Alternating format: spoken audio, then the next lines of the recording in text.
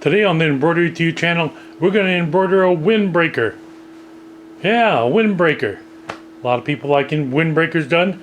We embroider them and we also screen print them.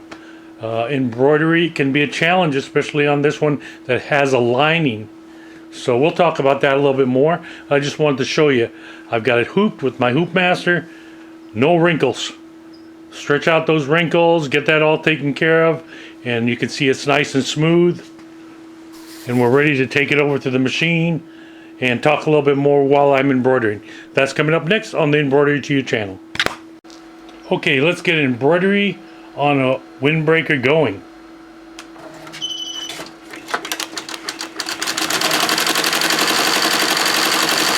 So we're starting our windbreaker, and the challenge, like I told you, always is getting the nylon not to pucker so much. And the best thing to do is get a logo with low stitch count. So I mean, I got 9,000 stitches. This isn't a low stitch count. So we're going to do the best we can. Put a bunch of backing on there, Weblon, build up that backing. I even slipped in a couple of spare pieces that were some small pieces underneath. Try to get it to stabilize as much as I can. Remember, you have a lining. The lining is not attached to the nylon. But this was a windbreaker that did not have a lining. You could have a lot more control out of the actual nylon from slipping around and moving. But when there's a lining there, the only protection is the lining is separated from the nylon. All you can do is pretty much low stitch count and the backing. More backing definitely helps.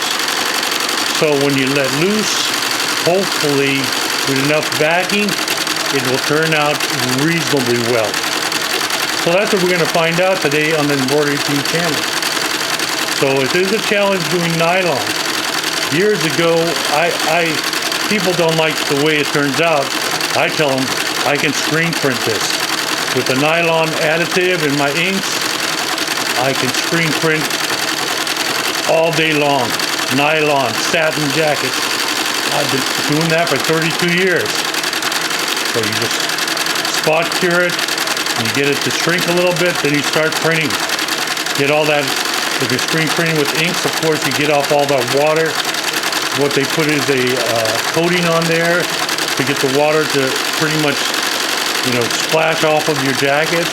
So you have to get that off that with alcohol. You wipe down the area, and then you screen print.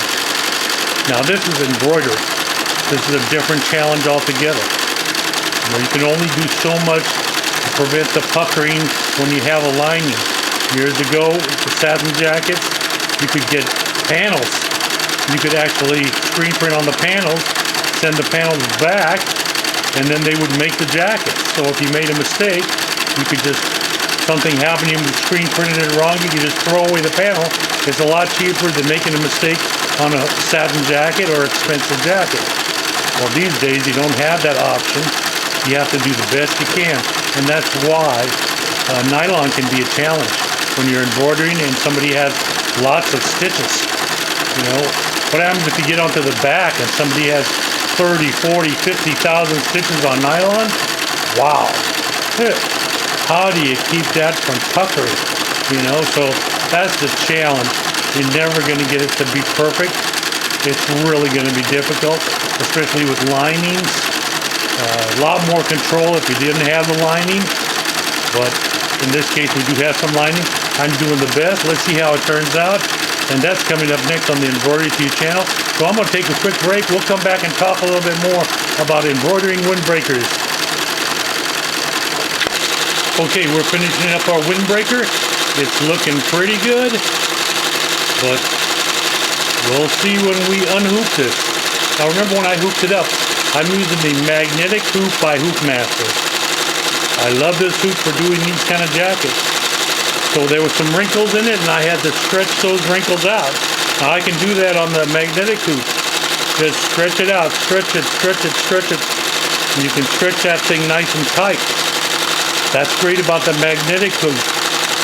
And then put, That helps a lot. Get those wrinkles all out of there. Another thing you can do, and I recommend this also, like we do with screen printing, is we heat the jacket up, get all the wrinkles out that way, and then we hoop it. So you can also take it over to your steamer, steam the area that you're going to be embroidering. That's going to help it to shrink up in that area, get it nice and tight, then go ahead and hoop it. So that's another thing you can do with these nylon jackets. They do shrink, you know, so you can steam that, steam it up, get it to shrink in that area where you're going to put that logo, and then hoop it. So that's another little trick I'm telling you. Try that. So there's some things you can do to try to prevent puckering when you have a lining especially, and that's what we have here. So after I finish in a few more letters, we're going to take this off, we're going to unhoop it, and we're going to see what we got. Because the bottom line is, sometimes when you hoop stuff and unhoop things turn out just a little different. Now as we're looking at it here, it looks pretty good. Doesn't look very puckered at all. So we're hoping for the best. 9,000 stitches, running about 720 RPM. And looks like a nice job so far. The final proof will be taking a look at it when we unhoop it. And that's coming up just a little bit on the Embroidery to You channel. Remember, subscribe to our channel. We're telling you the tricks. We're telling you what we know and how to do it. And I'm hoping it's going to help you when you go into doing windbreakers. And people are going to walk in there with nylon jackets. They're going to walk in with windbreakers. And you're going to have to be able to do this. So you're going to have to get it down and do the best you can. And a lot of them do have lining. Who wants a jacket? Oh, there's a real thin jacket. You're in Florida. You're in Hawaii. You want a really thin jacket. Some of those don't even have lining. But most people want a little thin lining. This is a mesh lining that's in there. So that's it. We're done. Let's take a look at it. Right there, it's looking pretty good. Let's take it off the machine and let's see what we got coming up next. Okay, we did embroidery on a windbreaker on the Embroidery 2 channel, and here's the completed embroidered unhooped jacket. So you can check it out yourself. It looks pretty good. I like it. I think it's acceptable. I hope you think so too. Subscribe to the channel, and we'll see you next time on the Embroidery to You channel. Have a great day!